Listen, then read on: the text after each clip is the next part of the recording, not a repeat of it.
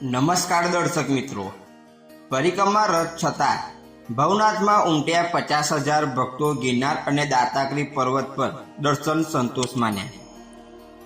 કમોસમી વરસાદના કારણે જંગલના રસ્તાઓનું ધોવાણ થયું હોવાથી લીલી પરિક્રમા રદ કરવામાં આવી છે। તેમ છતાં પણ ભવનાથ ક્ષેત્રમાં 50,000થી વધુ ભાવિકો પરિક્રમા થશે તેવી આશાએ આવી ગયા છે।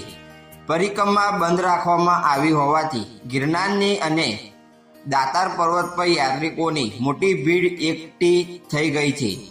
ગિરનારની સીડી યાત્રિકોથી ઉભરાઈ ગઈ છે। પરિક્રમા રથ છતાં હજારો ભક્તો જૂનાગઢ પહોંચ્યા।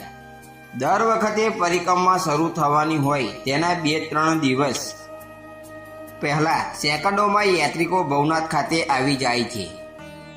આ વખતે ભવનાથમાં યાત્રિકોની ભીડ એકઠી થાય તે માટે તંત્રએ અગાઉથી જ લોકોને અપીલ કરવાનું શરૂ કરી દીધું હતું કે પરિક્રમાનો નિર્ણય થયા બાદ યાત્રિકો જૂનાગઢ આવે।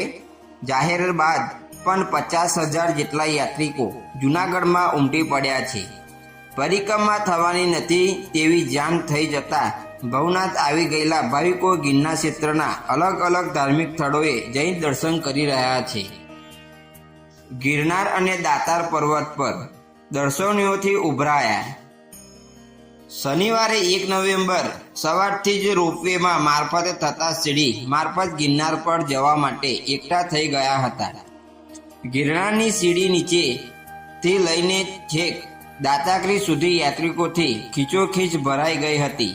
તેવી જ રીતે દાતાર પર્વત પર સેંકડો યાત્રિકોએ દર્શન કરવા માટે લાઈનો લગાવી હતી।